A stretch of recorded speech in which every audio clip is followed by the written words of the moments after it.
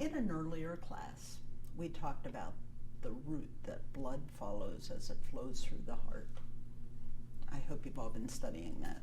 Dr. Scanga, I've been studying it and I notice it always follows the same path. And I was wondering what keeps it from going in a different direction. You mean that blood always goes from the right atrium to the right ventricle and then into the pulmonary trunk? Correct. Yeah? It's the heart valves that ensure that blood flows in one direction only as it goes through the heart. And I'm glad you asked that question because I wanted to talk about the heart valves today. So, we actually have 4 heart valves, and they're organized as 2 pairs of heart valves. We have what are called atrioventricular valves, or AV valves, and then we have semilunar valves. I'm going to talk first about the atrioventricular valves. Why do you think they have that name, atrioventricular? Yeah, because they're between the atria and ventricles. Exactly, yes.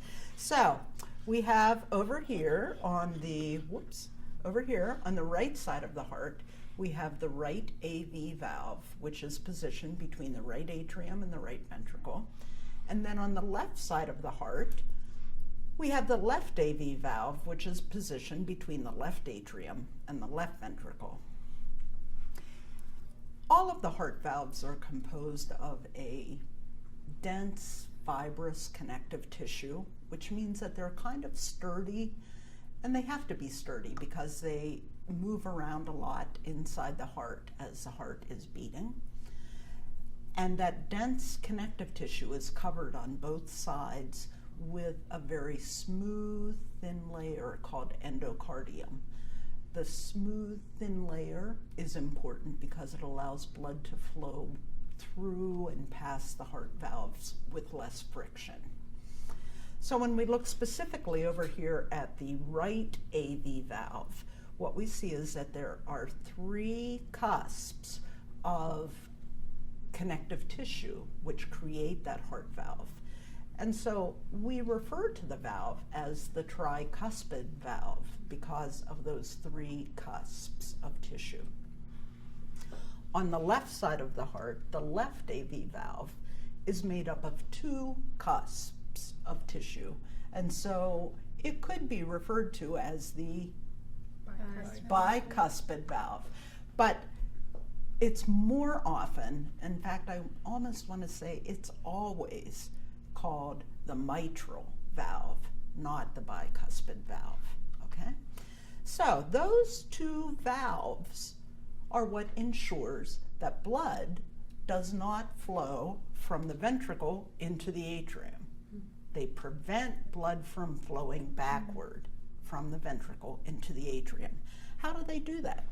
What happens, let's take a look at what these valves look like in your textbook, and you can see the valves in both the open and the closed position.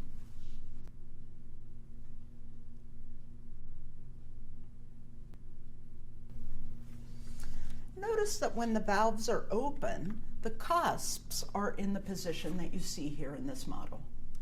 And they just create an open channel from the atria into the ventricles, so blood can flow easily from the right atrium through the tricuspid valve into the right ventricle, or it can flow easily from the left atrium through the mitral valve into the left ventricle.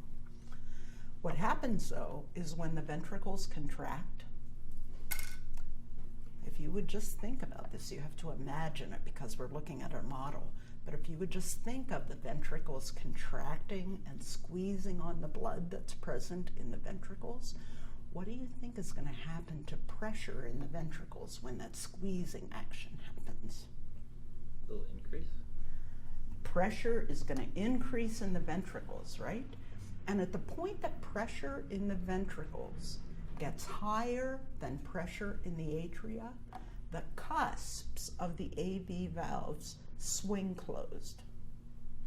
And that prevents blood from flowing from the ventricle into the atrium. I was going to ask, but why wouldn't the cusp just go back into the atria, like swing like this. Yeah, exactly. Yeah, and then blood would flow into the atria if they swung like that, right?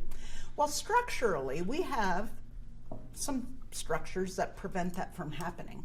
Now, we can't see them very well in this model, but you can see them pictured in your textbook, and I can see these relevant structures on this model.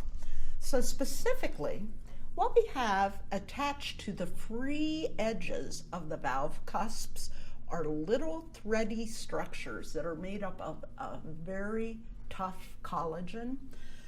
Those fibers are called chordae tendineae, and they anchor into a special part of the myocardium called papillary muscles.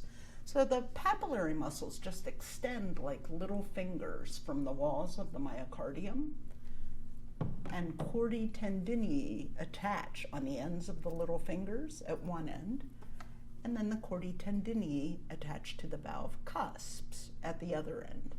So what happens is that when the ventricles contract, the papillary muscles contract too, and they create tension in the chordae tendineae, and that tension prevents the free edges of the valves from swinging upward.